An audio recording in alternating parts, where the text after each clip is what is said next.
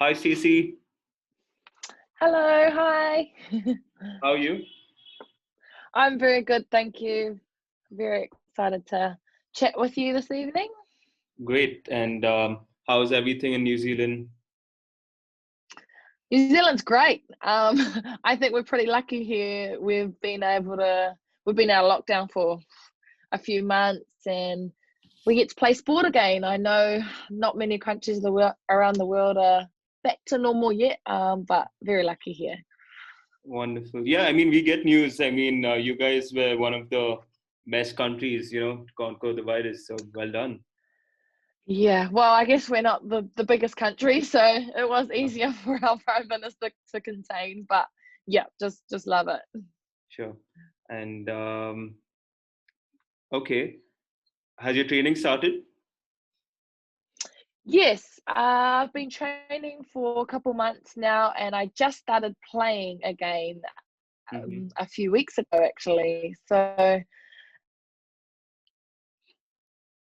I've missed it so much. I miss traveling and playing on the international stage, but we have a pretty strong domestic and club competition here. So Sure. yeah, making the most of that. Sure. Great. So, okay, tell us, when did you get started with rugby? Yeah, I was actually a late starter. I didn't start playing rugby until I was 15 years old at high school. Mm-hmm. So growing up, I played a lot of touch and netball, two quite popular sports, I guess, as a kid here in New Zealand. And once I got to high school, our school team made up a girls' rugby team, and my friends joined. So I thought I'd join. I Sure. kind of knew the sport because my brothers and my dad played pretty much every weekend growing up. So Mm-hmm. we had to watch them. Right. But yeah, when the opportunity came for me to play, I was all in and absolutely loved it after my first game. Mm-hmm. Scored a few tries and probably never looked back really, because it's led me to where I am now. Wonderful.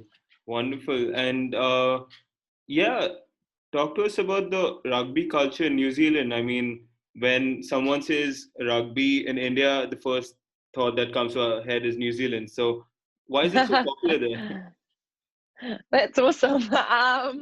Yeah, well, it is our main sport, and I guess as a kid, it's probably ingrained in everyone's blood. I mean, if you go to anyone's house or backyard or just within the community, there's always someone who has a rugby ball on them. Mm-hmm. So as kids, it's a cool social group to have, kicking the ball around, passing a ball around, and I mean the physical contact Right. of tackling one another. I feel Yeah. like you get a lot of happiness and joy out of smashing your friend or smashing your cousin. So yeah, it's just instilled in our lifestyle from Right. quite a young age. And although I never picked it up early, I know a lot of other young kids out there actually do. And we have quite successful rugby players and role models who Oh, these kids get to look up to.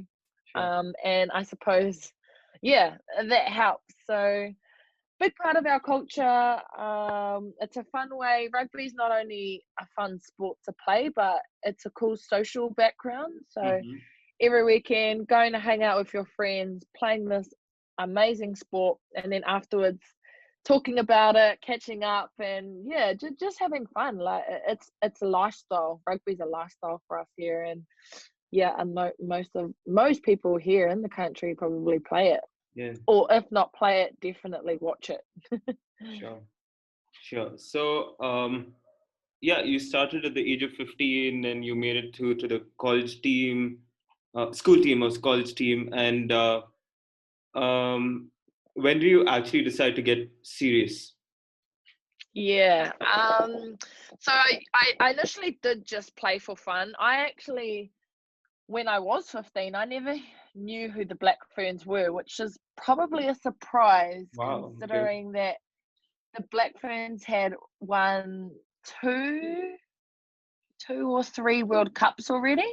Mhm. And I had no idea. Like, I didn't even know New Zealand had a national women's team. That's kind of how poor the coverage was back then. Right. So I never really played rugby to dream of becoming a black fern and playing for my country. I played for fun, and it wasn't until the more I played, the more I got noticed, and then the more connections I made with people who thought, "Hey, Stace, you'd be a pretty good rugby player in future to play for our country." And I was like, "Oh, okay, that's pretty cool." And once I learnt about the different pathways that there was to becoming a black fern, I thought I could do it. It was pretty achievable. Right. So first of all, I had to make my provincial team, and at the time it was for Bay of Plenty here in New Zealand. Mhm. And after making that, pretty much the New Zealand selectors watch our national tournament, and you get picked up from there. Sure. So I got picked up when I was about 18 years old. I moved away from home because rugby in my region in the Bay of Plenty back then, there were there wasn't many opportunities, so I had to move away, go and study at university, and I played for another province, which is my province now, Waikato Rugby, and that's where I first started properly training. My first time going to the gym was when I was 18 years old. My Right. first time actually going out to the rugby field and doing fitness trainings by myself or with Mhm. friends, and it was from there that all the hard work started, the nutritional factor. I used to love just going to Macca's or eating all this bad food, but in my head, I had a goal to actually want to make the Black Ferns team. So, yeah, it wasn't until I was about 18, and lucky enough, a year later, I actually made my debut for the Black Ferns. So it was kind of fast, actually. It Mhm. happened fast for me. I'm very grateful, obviously. Right. To Usually, there's a lot of stepping stones to get there, and it took me only a year to make it, which is really cool. But yeah, Wonderful. that's a little bit about when I first started to actually be competitive about it. Wonderful. And I feel what must have helped was that, I mean, you were already an athlete, right? Like you mentioned, you used to play Mm, some other sports as well. So that definitely must yeah. have helped, right? Oh, I 100% agree. Like, as a kid, you play sport because it's fun, you hang out with your friends, and the amount of different skills and Yeah. knowledge you can gain from playing multiple sports is, it's going to be beneficial in the long run. And I always tell people these days, or young kids these days, I wouldn't recommend specializing early, because the more sports you can play, the more skills you're able to cross code Right. and connect with your specialized sport once you get a little bit older. So from me playing hockey, netball, doing athletics, playing touch, like volleyball, I played quite a lot of different sports. Sure. Well, because it was fun at Mhm. school, and it was, but I definitely think I learnt skills from those other sports that's made me a better athlete and rugby player. Definitely. Definitely. And so, Stacey, how long do you train now? I mean, professional rugby player, how long do you train? Yeah, it varies. So being in a sevens, being contracted to the sevens, compared to Black Ferns 15s, I get to play both. Luckily, Yeah. when the schedules don't conflict and the tournaments are at different times. But if I if I base it on a sevens kind of conditioning schedule, we train 5 to 6 days a week. We'll Mhm. always definitely get Sundays off. Um, Sure. and usually we get a day off midweek, so it's either a Wednesday or Thursday. And when I mean a day off, it's more active recovery, so kind of going out and doing a bike or a Mhm. little jog or yoga, all those Right. different things. Otherwise, we train Monday, Tuesday, Wednesday, Friday, and a Saturday morning session too. And when it's off season, obviously it's a different training regime in terms of intensity, in terms of load. Sure. But in season, it gets a bit more game specific. Mm-hmm. So yeah, I train a couple of times a day, and they're not long durations. Sevens is only a 14-minute game at the end of the day, so Mm-hmm. there's no point in going out and slogging for 2 hours Right. for a 14-minute game. Right. So in relation to a 7 session, an on-field session for us would be out there for an hour maximum, doing what we have to do, and that'll include warm-up, Mm-hmm. a little fitness block, as well as a skill session. Right. Our coaches are quite understanding of short, sharp intensity session more so than a long, dragging on quantity session. Right. I hope that makes sense. Definitely. Yeah. But yeah, that's usually in the morning. We'll get that session done, and then in the afternoon we always get a gym lift in. So 3 gym sessions a week, full body, targeting every muscle Mm-hmm. in the body, and that's usually around an hour to an hour and a half, depending on the day and what part of the season we're in the game. So yeah, that's a little bit of training Sure. schedule in that sense. But on the flip side, when I go and play 15s for the Black Ferns, they are much longer sessions. They're not as intense, but Mm-hmm. I guess when you're playing 15s, you've got more players around you, and you've Right. got more things to cover, because it's an 80-minute game compared to a 14-minute sevens game. Right. So I'm pretty used to being able to adapt and change my different training sessions to whatever Mm-hmm. focus, whether I'm focusing on 15s or whether I'm focusing on sevens. And people try and say it's rugby at the end of the day, but to be really honest, they are 2 completely different sports. They both target different heart rate intensities. Mm-hmm. One's 14 minutes, one's 80 minutes. So Right. it does take a bit for your body to adapt. But because I have transitioned multiple times in my past, or how long have I been playing? 5-6 years now. Sure. I'm quite used to it. At the start, it was a little bit hard, and as a young athlete, it can be tough on your body. But I Right. think I've definitely adapted to the different training sessions. Mm-hmm. Right. Definitely. So, what do you prefer, sevens or 15s? I always get asked that question. I love both, honestly. I mean, sevens right now has more opportunity in terms of tournaments and traveling the world, which is why here in New Zealand, Blackfern sevens are full-time, Sure. professional. You have to live in the same town, and you're training together Monday to Friday as a squad. Mm-hmm. Whereas 15s, it hasn't quite reached that stage yet. It's Right. still semi-professional.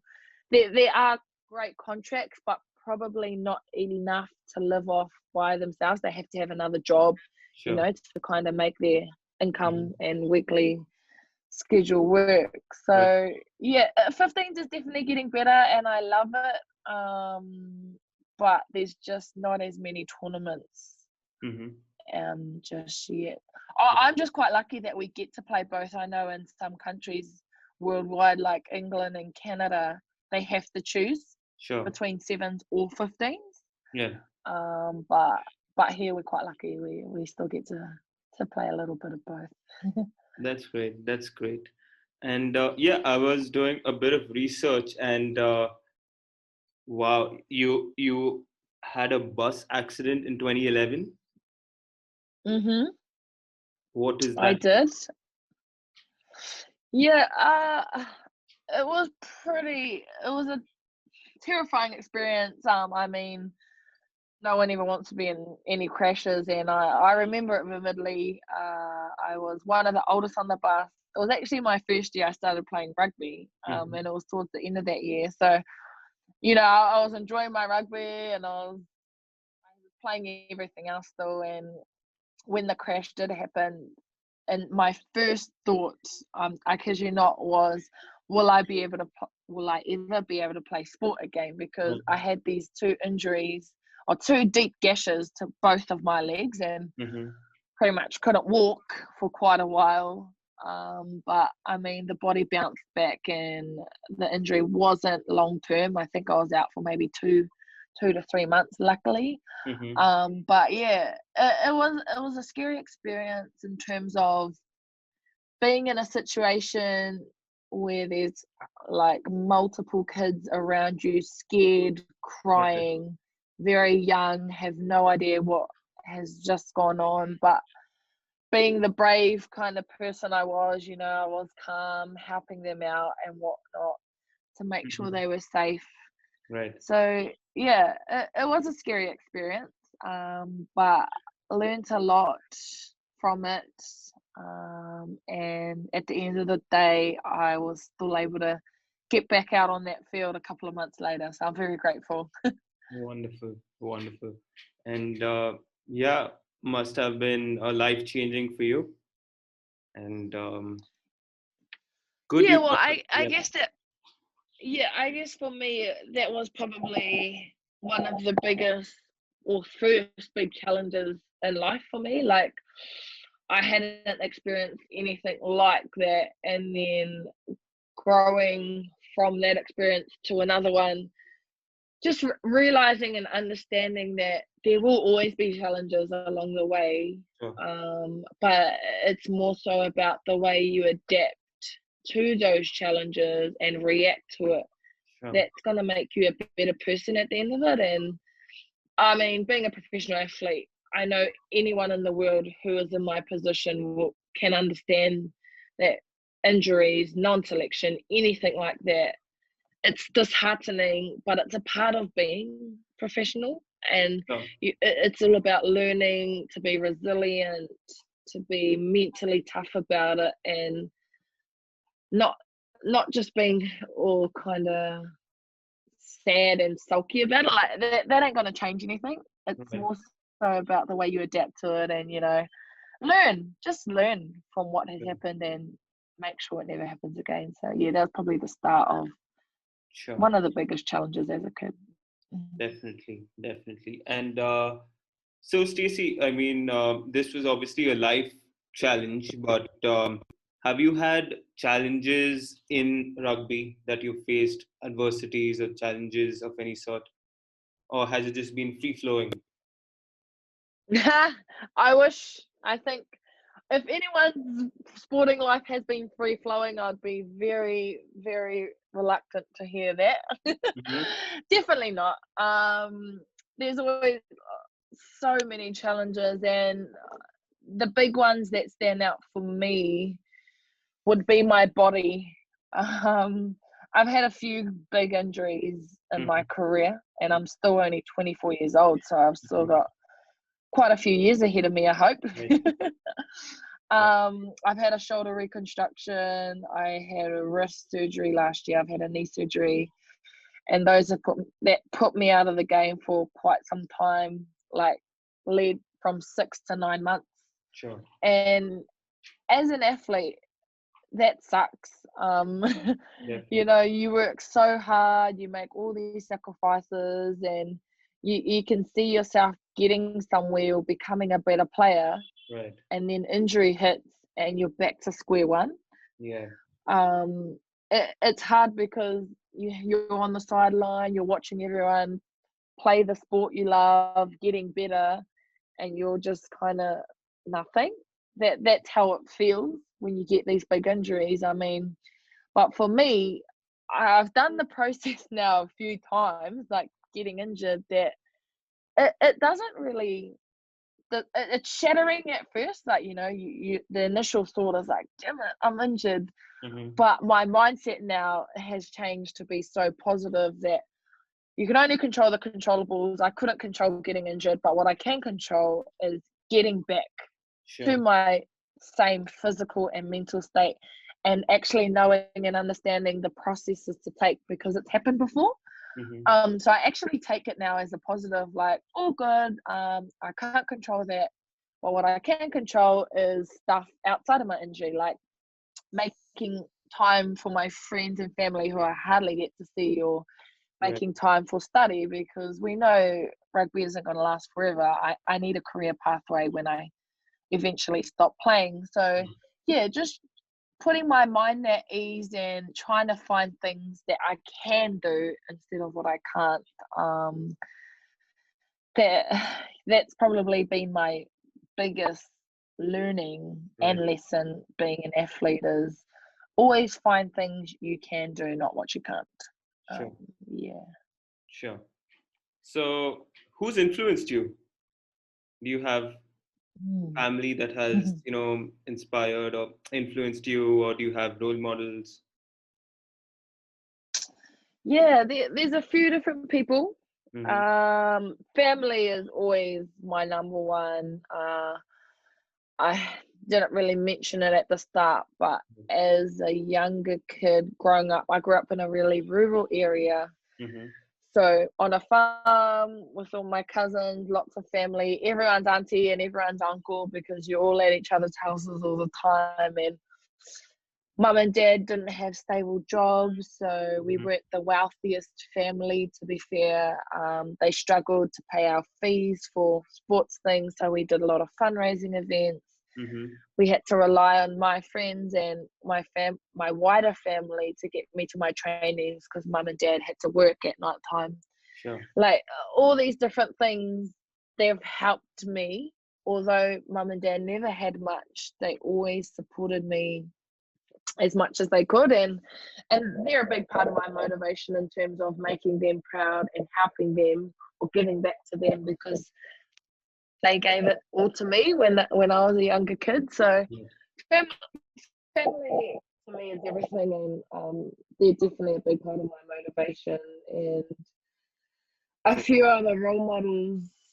I had one teacher in particular growing up at high school, and he kind of took me under his wing, and he knew I was talented, and he kept me on the right track, making sure that I was playing sport and having fun, but also making sure that my academic side at school was pretty good too. Sure.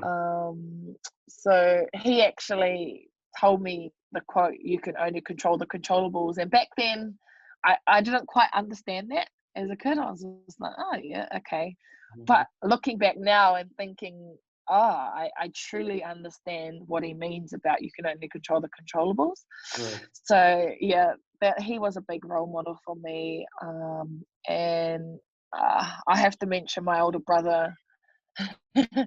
he he's quite a smart and intelligent person, and he just always has the right advice. Like I can go and talk to him about absolutely anything, and Mhm. he just always sees it from a different perspective to Right. me, Right. and it just makes me think like, yeah, I would have never thought that. So yeah, a few different role models that I've looked up to and who have helped me along the way. I mean, I can name many more, but those are probably a few main ones, to be fair. Wonderful. Wonderful. So you won the World Cup. Not a joke. Yes. Incredible. And tell us about it. I mean, what is your mindset like before the tournament, and how was the experience? Yeah. Um, it was amazing. I was only 21 at the time of World Cup, and um I was still kind of fresh on the scene. Like I made my debut in 2015, and we only had a couple of tournaments. I think I played 3 tournaments that year. Right. And then in 2016, I got my big injury, my shoulder reconstruction. So I didn't play any international tests in 2016. Mm-hmm. So leading into 2017, which was the World Cup, I was still kind of fresh, and I was a little bit nervous because I didn't have much experience. But grateful for the coaches that they saw I had enough talent to still be able to perform, even though I didn't have that experience. And to be fair, that position that year was quite open in Right. terms of, there were only a couple of us going for it, so I was quite lucky in that Mm-hmm. sense. And yeah, being named, uh, amazing feeling. Everyone wants to go to a World Cup. I Sure. mean, especially a Rugby World Cup. Yeah. And I mean, that was the first kind of highlight, and the second highlight was all the way in Ireland, a country I never thought I would go to, but grateful that rugby took us there.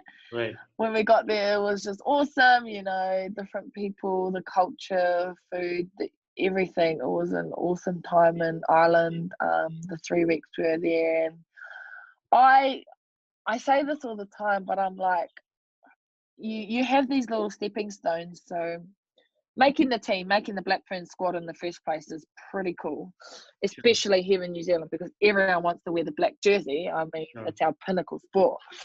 And then being selected to go to a World Cup, that's even more special. So many people trial to go to it and only 30 people get named. So very special that I was one of the 30. And then another stepping stone is actually making the 15 or making the 23. And I was blessed to start at number 13 for most, I think, all 5 out of 6 games that we played. And then to actually win. That's literally the icing on the cake. I mean, the feeling was crazy. The atmosphere was amazing. Like, the crowd was horrendous and it was loud. And I think everyone thought England were going to win because, I don't know if you know, from the previous World Cup, we actually got knocked out. New Zealand, I mean, I wasn't in the squad then, of the playoffs. So they didn't actually make the final. In England, they won the 2014 World Cup. So they were favourites, I guess, going in, and for us to win and beat them was pretty special because, let's be honest, Ireland is super close to England, and there were much more supporters for England there. But we obviously braved the crowd and we stuck to our game plan, our systems. We were all so close, and we pulled it off, which is a memory I'll never forget. Best feeling ever. Wonderful. And this I really need to know. What happens when you do the haka, and does it really give you that energy and power when you do it? What is the experience? Well, I mean, here in New Zealand, our indigenous culture is the Māori culture, and the haka is a big part of that. It's a way for us to express our culture, our feelings, our emotions, and to perform the haka before every game for Black Ferns. I mean, I don't think people really understand how special it is, and people don't really know the meaning behind it. And I mean, my brief meaning to people out there listening would be that it's more so a respect thing, and it's more so about laying down a challenge towards the other team, and actually respecting them. It's not about scaring the opposition, and it's not about being loud and aggressive and cheeky. It's more so just embracing our culture, our indigenous beliefs, because here in the Māori culture, because I'm actually Māori myself, a lot of our ancestors and tikanga and our history behind it, it's very rich, the cultural meaning. So performing the haka for us is about embracing that. And I love it. Like, I get goosebumps thinking about it because we always get asked about why is the haka so important.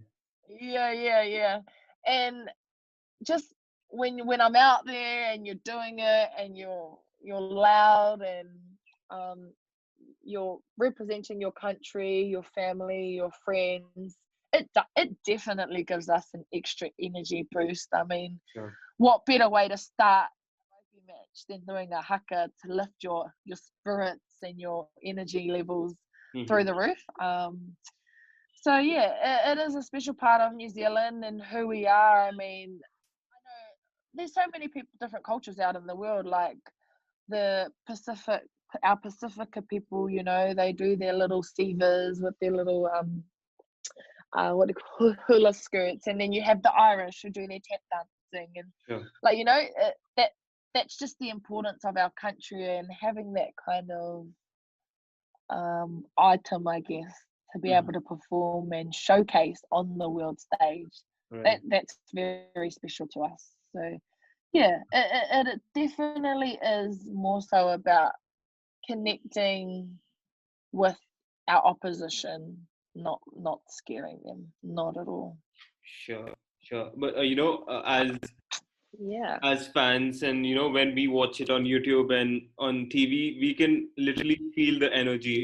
Even though it's like miles away and we're Mm. watching it through a screen, and but we still, as fans, we get goosebumps, and it's crazy. Like so much energy. Uh, yeah, that's awesome. We love it. We're just so passionate about our nation and our culture. So that's our way of kind of expressing it. Great, great. So, what is recovery like? Like, you guys get a lot of hits, and then during the game, and then Mm. what is recovery? Ice baths and swimming pools. So, what do you guys do? Yeah. Well, I think, to be fair, in the last probably 5 years, recovery has been more so important than the actual training itself. Like you said, we get a lot of hits, and your body gets taxed from all Yeah. this physicality and strength work in the gym, and especially being a rugby player, you don't just focus on one component of fitness. Mm-hmm. You have to be strong, you have to be fast, you have to be fit, you have to be agile, you have to be flexible. Like Right.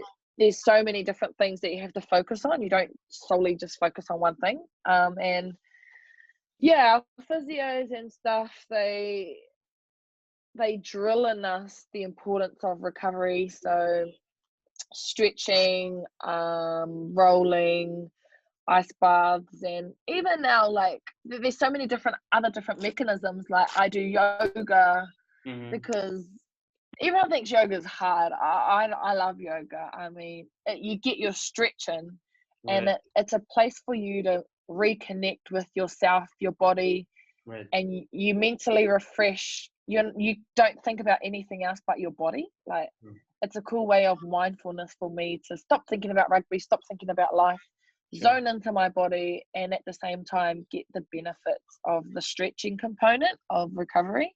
Right. There's now float therapy. I'm not sure if that's in your guys' country, but here we have float pods where it's pretty much a bath or a big kind of pod full of, I think it's about 500 kgs of Epsom salts or something, and magnesium, and you're just lying there for an hour relaxing, and there's so many benefits to it, again, mindfulness, mentally refresh away from our busy lives, and also the salts on your body is obviously healing our muscles and stuff. That's another recovery mechanism. Saunas, spas, yep. Where there's also, I'm actually doing another thing called red light therapy. Mm-hmm. It's huge in America, but I get in a couple of sessions a week, which it's a form of recovery that accelerates muscle healing. So it speeds up the recovery process in the body to get the right nutrients back into the different muscles that need to recover. So yeah, there are multiple things that are available to us now. Massage, Mm-hmm. you have those little massage guns. Yeah. That's another form of recovery. Like there's so many things now, because I think back in the day, there wasn't much technology around and stuff, Right. and people never done this, and Yeah. the rugby game itself has evolved so much. Like it's so much faster, and there's so much more physicality that we actually have to look after our bodies too, instead of constantly training and then getting injured or burning out. Definitely. So yeah, all important things. I mean, the active recovery too, everyone thinks it's just going for a walk or going for a bike. You can get it in so many other ways. You can get it from going surfing. Mm-hmm. You can get it from going to golf, because essentially that you're still an active part of recovering. Right. So yeah, we always have multiple options, and I mean, everyone individually chooses what works best for them. Sure. When you become an athlete and you understand your body with what works, what doesn't work, how much time. Some people need more time than others. Like that's just the way it is now. So yeah, self-understanding really. Sure. Sure. So, what has rugby taught you at the end of the day? Oh, that I could go on and on about that. Mm-hmm. What rugby has taught me. Mm-hmm. I have learned so many lessons from rugby. Uh, from teamwork, learning to work with other people. I'm actually looking at my website now, and there's a segment on there about the different things I have learnt.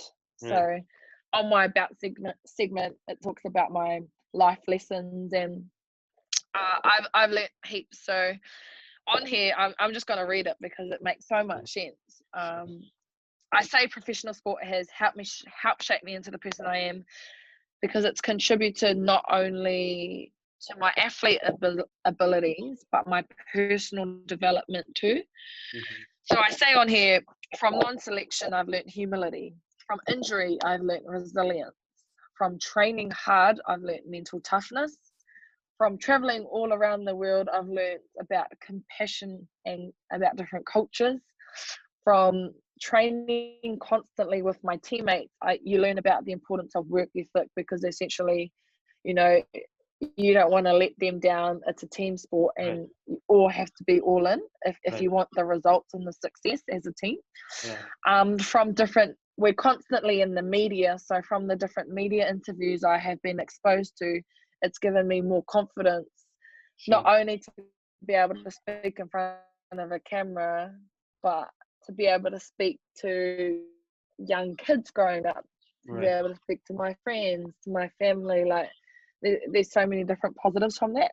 Sure. And I guess from playing rugby, you learn the simple skills of discipline, enthusiasm, professionalism, and dedication. Like there's a whole list of different skills I have learned, and if it wasn't for rugby, I definitely don't think I'd be who I am today. Like the skills learnt, the knowledge learnt, the people I've met, the connections I've made along the way, Mm-hmm. rugby has exposed me to that. And from those connections, it's definitely gonna make my transition into normal life, not being an athlete when I can't run, or when rugby, I can't keep up with all the young guns coming through.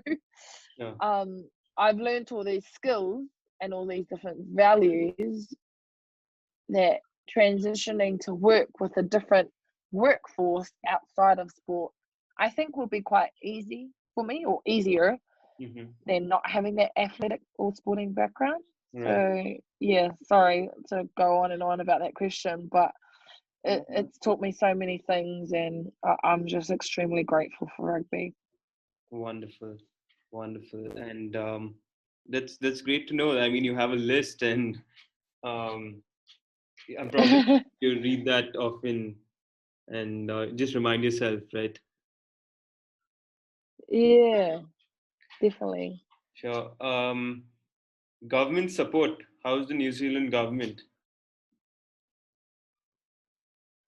Well, it's funny you say that, actually, because they've actually just, if I can remember correctly, the sporting body here in the government has just injected, I think, $2 million into women's rugby. Yeah. I mean, female sport, and Right. so obviously we have the World Cup here next year. Yeah. We have the Cricket World Cup here next year, too, for women, and we also have the Football World Cup here for women in 2022 or 23. Sorry, Mhm. can't quite remember what year it is. So yeah, the growth of women's sport over here has just grown and rapidly, like in the past 5 to 10 years, and they're see the bigger picture and understand how much exposure it's actually getting. So they are giving, I guess, more revenue into it. And so yeah, that's the big news coming out of New Zealand, that they're actually investing and they're understanding that they need to help us in specific ways. So their support behind women's, not just women's rugby, but women's sport in general here is massive. It's definitely getting more recognised, and I mean, it's going to be beneficial for us now who are playing sport, but definitely for the younger generations coming through who will have more opportunities come future. Definitely. And how's the popularity now with, in terms of women's rugby? How is it, and how do you think it can become, even bigger and more accessible? In terms of it here in New Zealand, it is definitely growing. But it could get better, and I think a big way they could do that is having more home tests.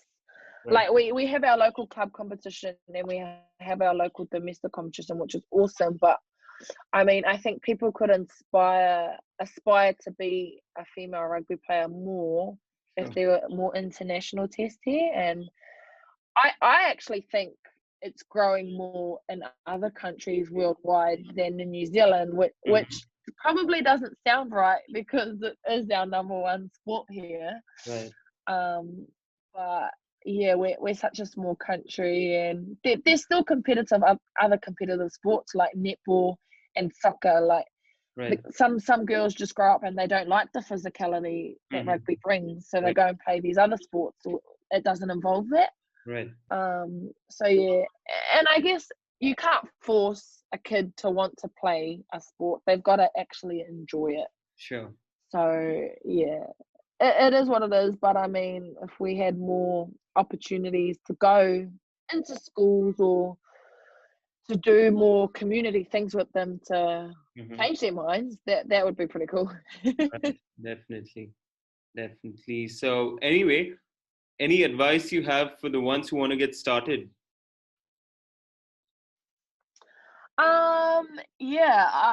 My biggest advice, I love quotes, and this is what I live by every single day, is that nothing worth having will ever come easy.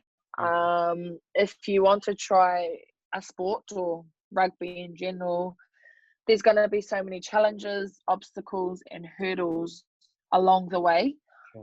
But it's not about getting upset. It's about embracing those challenges and learning different things from those hurdles. So, I mean, even becoming a sports person in general, there's always going to be so many things that hold you back or, bring you 5 steps back. But it's more about finding those different ways, those processes to move 6 steps forwards, to kind of defy all odds. So for me, it's just understanding that if you really want to achieve something, or if you really want to do something, first of all, you have to be really passionate about it. There's no point in choosing something to do if you don't enjoy it and you don't have that true passion for it. So that would be a big one. And then secondly, just knowing that if you put all the hard work in, if you make the sacrifices, if you do those extra trainings outside of your own when no one is watching, then you will definitely reap the rewards and get benefits from it. So yeah, just that's probably a big piece of advice from me, is knowing that it will never be an easy road. If it was easy, then everyone would do it, but not everyone does it. So yeah, that's mine. Wonderful. Stacy, we will not take any more of your time. It has been an honor. Thank you so much. No worries. I guess I just want to add one more thing in there about I've just recently written a book. Yeah. So if people want to learn a bit more about my journey, who I am, where I've come from, it's not a huge book. It's not your autobiography type. Mm-hmm. I actually created it in New Zealand for the younger generations coming through. Kids these days, especially with so much technology around, Right. they don't really like reading. And Right. I thought, well, if kids could read something about people and kind of relate to it to try and aspire to be role Right. models in the future or achieve big things, then it might help them. Like it might make them want to read instead of Definitely. just finding everything on social media these days. Sure. So I do have a new book. If anyone interested, you can go and purchase it on my website, www.stacyfluhler.com. The book is called Stacey Waka because that's my maiden name, and it's more so about my journey in the past when I was a waka. Right. Currently married, and it's very recent. But Congratulations. yeah, thank you. So yeah, that's I send all around the world. Not sure how long the shipping processes will take with this Mm-hmm. COVID-19 situation, but Right. yeah, it will definitely get to you. And if you're interested, go and check it out. Sure.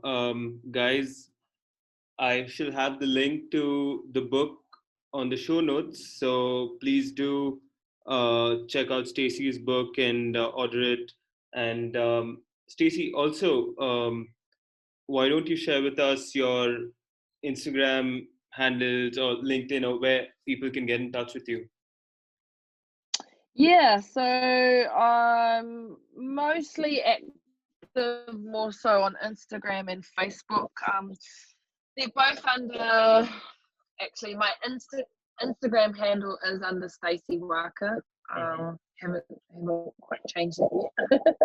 Right. And my Facebook one is Stacey. My athlete page is Stacey Fluhler, and then it's got Niwak on the end of it. So yeah, I'm pretty active. I do have a Twitter account.